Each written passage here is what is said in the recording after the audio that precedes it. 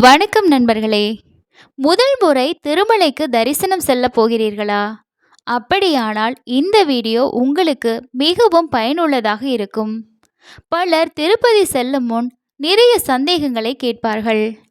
எங்கே இறங்க வேண்டும்? மேலே எப்படி செல்ல வேண்டும்?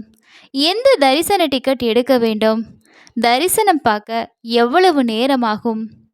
இந்த வீடியோ முடியும் நேரத்துக்குள் முதல் முறை செல்லும் ஒருவருக்கு தேவையான எல்லா விஷயங்களையும் தெளிவாக தெரிந்து கொள்வீர்கள். முதலில் நீங்கள் திருப்பதி வந்துவிட்டீர்கள் என்று வைத்துக்கொள்வோம். அங்கிருந்து மேலே திருமலைக்கு செல்ல வேண்டும். மேலே செல்ல பொதுவாக 3 வழிகள் இருக்கிறது.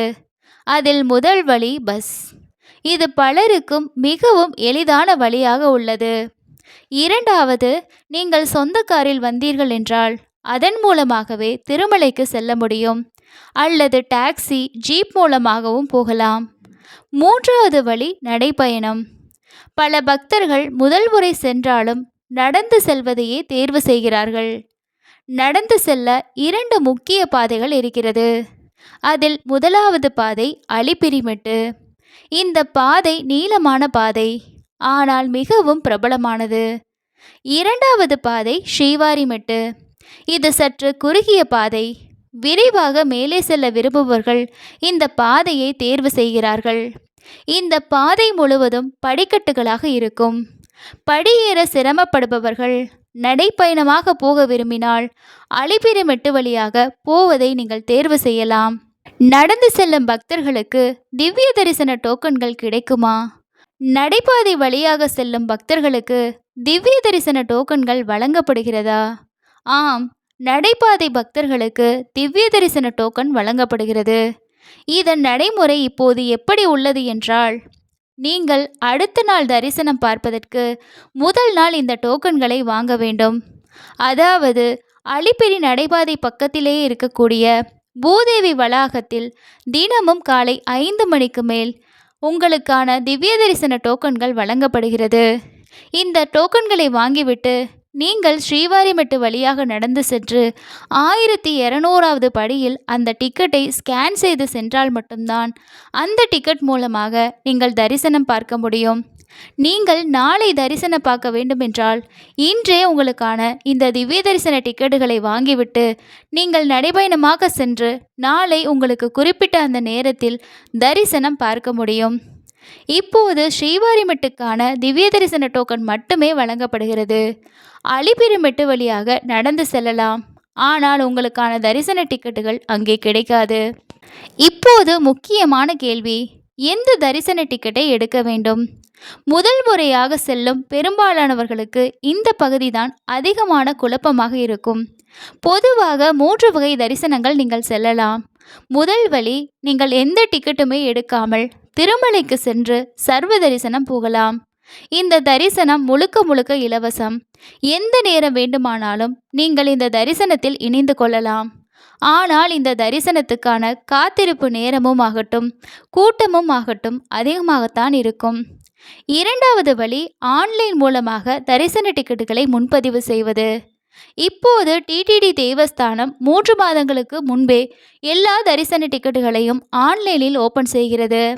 பெரும்பாலான பக்தர்களுக்கு 3 மாதங்களுக்கு முன்பே தரிசன டிக்கெட்டுகளை புக் செய்வது என்பது சாத்தியமில்லாத ஒரு விஷயமாக இருக்கிறது. இதனால் தான் டிடிடி தேவஸ்தானம் 1 மாதத்துக்கு முன்னரே புக் செய்யக்கூடிய ஒரு தரிசன டிக்கெட்டையும் வழங்குகிறது. இந்த தரிசன டிக்கெட்டுடைய பெயர் ஸ்ரீனிவாச திவ்யானுகிரக விசேஷ ஹோமம். அதாவது ஹோமத்தில் கலந்து கொண்ட பக்தர்களுக்கு 300 ரூபா தரிசன டிக்கெட்டுகளை டிடிடி தேவஸ்தானம் வழங்குகிறது. இது 1 மாதத்துக்கு முன்பே ஓப்பன் ஆகிறது. ஒருவேளை உங்களுடைய தரிசன பிளான் அடுத்த மாதம் இருக்கிறது என்றால் நீங்கள் இந்த தரிசன டிக்கெட்டை புக் செய்து கொள்ளலாம். 3 மாதங்களுக்கு முன்பே எல்லா டிக்கெட்டுகளும் ஆன்லைனில் ஓப்பன் ஆகி விடுவதால் பெரும்பாலான பக்தர்களுக்கு இந்த தரிசன டிக்கெட்டுகளை புக் செய்வதில் முக்கியமான சிக்கல்கள் உள்ளது.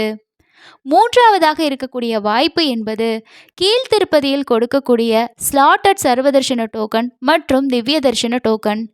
இந்த ஸ்லாட்டட் சர்வதர்ஷன டோக்கன் என்பது என்னவென்றால், ஒரு குறிப்பிட்ட நேரத்தை உங்களுக்கு இந்த ஸ்லாட்டட் சர்வதர்ஷன டோக்கன் என்பது முழுக்க முழுக்க இலவசமாக வழங்கக்கூடிய ஒரு தரிசன டிக்கெட்டு தான். இந்த டிக்கெட் அடுத்த நாள் தரிசனம் பார்ப்பதற்காக முதல் நாள் கீழ்த்திருப்பதியில் இருக்கக்கூடிய 3 கவுண்டர்களில் காலை 5 மணியிலிருந்து இந்த டோக்கன்கள் வழங்கப்படுகிறது. இந்த டோக்கன்களை நீங்கள் வாங்க விரும்பினால் கீழ்த்திருப்பதியில் உள்ள விஷ்ணு நிவாசம், ஸ்ரீனிவாசம், பூதேவி வளாகங்களில் இந்த டோக்கன்களை நீங்கள் உங்களுடைய ஆதார் கார்டுகளை காண்பித்து வாங்கிக் கொள்ள முடியும். இந்த ஸ்லாட்டட் சர்வதர்ஷன டோக்கன் வாங்கிவிட்டீர்கள் என்றால் குறைந்தது ஒரு 3 மணி நேரத்திலிருந்து 5 மணி நேரத்துக்குள் தரிசனம் பார்த்துவிடலாம். பூதேவி வளாகத்தில் திவ்ய தரிசன டோக்கன்களும் வழங்கப்படுகிறது.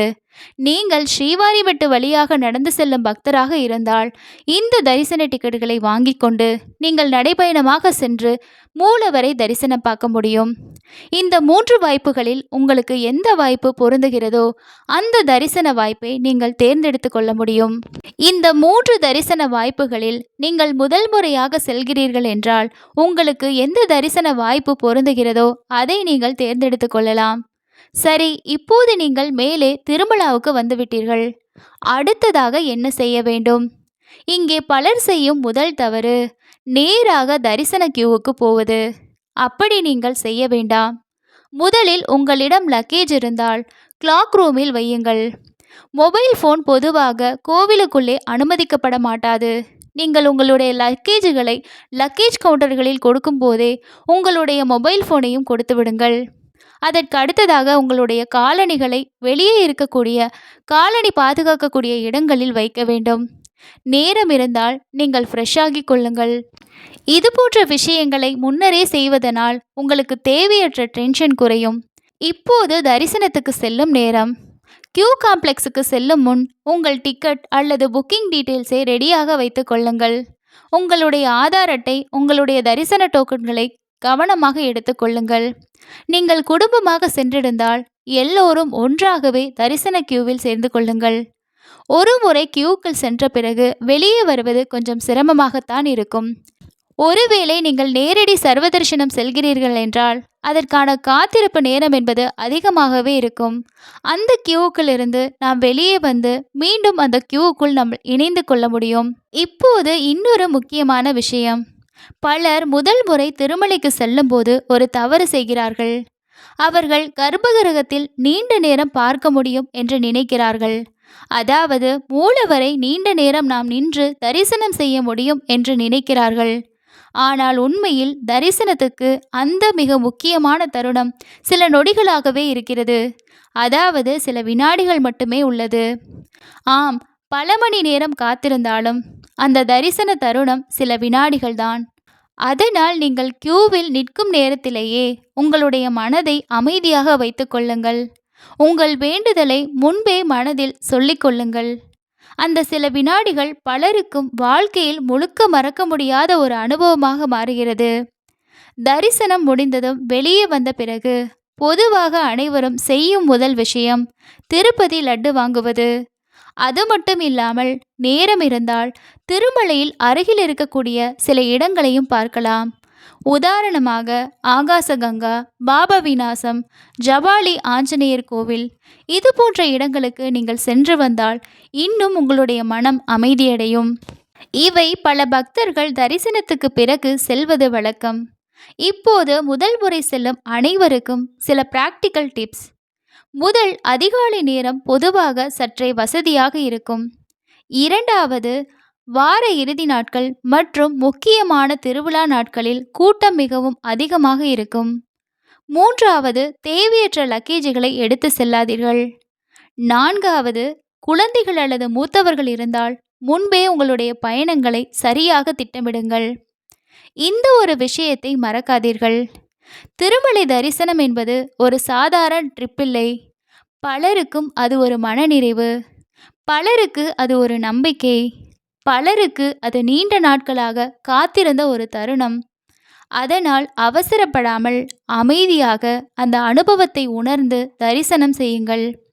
இந்த வீடியோ திருமலைக்கு முதல் முறை தரிசனம் செய்ய திட்டமிடக்கூடிய பல பக்தர்களுக்கு கண்டிப்பாக பயனுள்ள ஒரு விஷயமாக இருக்கும் என்று நினைக்கிறேன். இந்த வீடியோ உங்களுக்கு பயனுள்ளதாக இருந்ததா இல்லையா என்று கீழே இருக்கக்கூடிய கமெண்ட் செக்ஷனில் உங்களுடைய கருத்துக்களை பதிவு செய்யுங்கள். திருமலை செல்லும் ஒவ்வொரு பக்தருக்கும் மூலவரின் தரிசனம் பரிபூரணமாக கிடைக்க வேண்டும் என்று நினைத்தால் கீழே இருக்கக்கூடிய கமெண்ட் செக்ஷனில் ஓம் நமோ வெங்கடேஷாயா என்று கமெண்ட் செக்ஷனில் பதிவு செய்யுங்கள். அடுத்த இன்னொரு பயனுள்ள ஒரு பதிவில் சந்திக்கலாம். நன்றி.